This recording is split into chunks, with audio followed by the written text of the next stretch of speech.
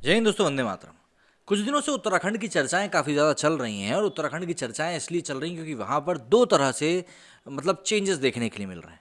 पहला demographic change है कि वहाँ पर दूसरे लोगों की बसाहट जो है वो कुछ ज़्यादा ही होती जा रही है, और दूसरा जलवायु परिवर्तन के कारण जो वहाँ से लोग लगातार निकलते जा रहे हैं। ये कुछ महीने, आई थिंक पिछले महीने की बात है बल्कि, कि एक रिपोर्ट सामने आई थी कि किस तरीके से वहाँ पर कई सारे दूसरे समुदाय के लोग जो हैं वो शिफ्ट होते जा रहे हैं। देवभूमि के जो कोर लोग थे वो अब उन क्षेत्रों को छोड़कर जा रहे हैं और जो दूसरे लोग हैं वो वहाँ पर बसते जा रहे हैं। अब ऐसे में एक और खबर निकलकर सामने आ रही है। खुफिया एजेंसीज की रिपोर्ट के अनुसार भारत और नेपाल के बॉर्डर पर कुछ ज़्यादा ही गतिविधियां तेज होती जा रही हैं मदरसों और मस्जिदों को लेकर। भारत नेपाल बॉर्डर पर खुफिया एजेंसियों और पुलिस विभाग पूरी तरह से अलर्ट पर हैं। बॉर्डर पर संदिग्ध गतिविधियों के साथ मदरसों की बढ़ती संख्या और उनके क्रियाकलापों पर भी खुफिया एजेंसीज की नज़र है। बॉर्डर के पास अचानक अस्तित्व में आए इन मदरसों और मस्जिदों की ज़रूरत और उनके आय के स्रोत का पता नहीं होने से खुफिया एजेंसियों के कान खड़े हो गए हैं। ऐसे में अब इनकी हर तरह से जांच की जा रही है। भारत और नेपाल की सीमा से सटे उत्तर प्रदेश के सिद्धार्थनगर जिले में पिछले 20 सालों में मदरसों की संख्या 4 गुना में बढ़ोतरी हुई है।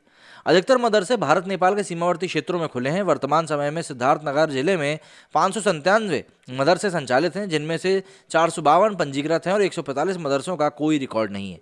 खुफिया एजेंसीज को यह पता लगाने की कोशिश करनी है कि बिना रिकॉर्ड वाले मदरसे आखिर चल कैसे रहे हैं, इनकी फंडिंग कहाँ से हो रही है। कुछ मदरसों की फंडिंग दुबई और खाड़ी के देशों से होने की आशंका जताई जा रही है।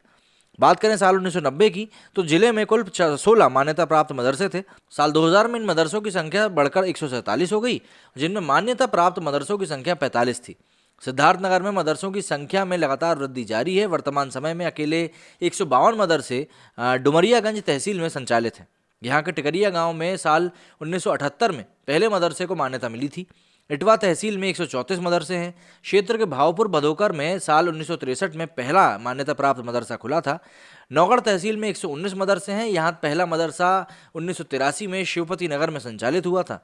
और जानकारी के मुताबिक शौहतरगढ़ में 102 मदरसे हैं। वहीं बांसी में मदरसों की संख्या सबसे कम 90 है, जिनमें से 16 मदरसों को सरकारी अनुदान मिल रहा है। इन मदरसों में तहनिया प्राथमिक, फोकनिया पूर्व प्राथमिक, मौलवी हाई स्कूल, मुंशी अरबी फारसी में हाई स्कूल, आलिया इंटरमीडिएट, कामिल ग्रेजुएशन और फाजिल पोस्ट ग्रेजुएशन की पढ़ाई होती है। जिला अल्पसंख्यक कल्याण अधिकारी तन्मय कुमार ने बताया कि मदरसा कोई भी खोल सकता है, इस पर कोई रोक नहीं है। उन्हीं मदरसों को शासन स्तर से सहायता दी जाती है जो मान्यता प्राप्त होते हैं। एसएसबी 43वीं वाहिनी के डिप्टी कमांडेंट मनोज कुमार ने बताया कि जिन मदरसों का कोई रिकॉर्ड नहीं है उन पर नजर है। समय समय पर जांच के बाद शासन को रिपोर्ट प्रेषित की जाती है।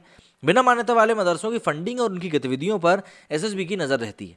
जिले में सबसे पहला मदरसा 4 अप्रैल 1961 को शौहरतगढ़ तहसील में सिसनिया अदीलपुर गांव में खुला था। दूसरा मदरसा 7 जुलाई 1961 को बांसी तहसील के गांव में खुला था। और 13 अगस्त साल 1963 को इटावा में भावपुर भादोकर में तीसरे मदरसे को मान्यता मिली थी। जिले में लगातार बढ़ रहे मदरसों की संख्या को देखते हुए सुरक्षा एजेंसियां पूरी तरह सतर्क हैं। हालांकि जिन मदरसों का कोई रिकॉर्ड नहीं है उन पर स्थानीय प्रशासन की भी नज़र है। सिद्धार्थनगर जिले में कुछ संवेदनशील स्थानों पर बने मदरसों के रिकॉर्ड खंगाले जा रहे हैं और उन्हें फंडिंग की भी जाँच की जा रही है।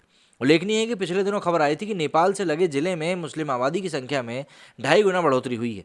यहाँ पर 2 साल में ही 400 मदरसे और मस्जिद बन गए। सुरक्षा विशेषज्ञ भी मानते हैं कि नेपाल की सीमा से सटे क्षेत्रों में हो रहे ये बदलाव सामान्य नहीं है। इसी कंडीशन के मद्देनजर सुरक्षा एजेंसियों ने साल की शुरुआत में गृह मंत्रालय को रिपोर्ट दी थी और पिछले 2 साल के अंदर बहराइच, बस्ती व गोरखपुर मंडल से लगे नेपाल सीमा पर 400 से ज़्यादा मजहबी शिक्षण संस्थान और मजहबी स्थल वो खुल चुके हैं। ऑब्वियसली बात है, खुफिया एजेंसी से अलर्ट पर हैं तो भाई चिंता की बात तो नहीं होनी चाहिए। लेकिन हाँ, बात यह है कि इस तरह की रिपोर्ट्स अगर सामने आ रही हैं तो भाई कुछ तो चल ही रहा होगा, वो पता चल जाएगा। मेरे स्टूडियो फिलहाल इतना ही। जय हिंद, जय भारत।